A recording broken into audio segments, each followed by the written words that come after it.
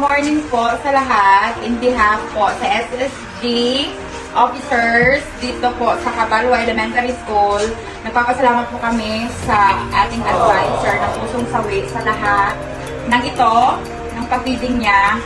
And we really appreciate it kasi from Manila all the way here sa Oriental Mindoro, nagpadala talaga siya ng tulong. Maraming salamat. And sana tuloy-tuloy yung blessings mo. And more power. Good luck.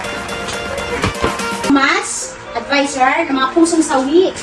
Ayan. Sana tuloy-tuloy yung blessing mo na dumating sa'yo para hindi lang dito sa Cabalwa Elementary School yung matutulungan mo. Sana marami pang school yung mabibigyan mo ng ganitong pa-feeding.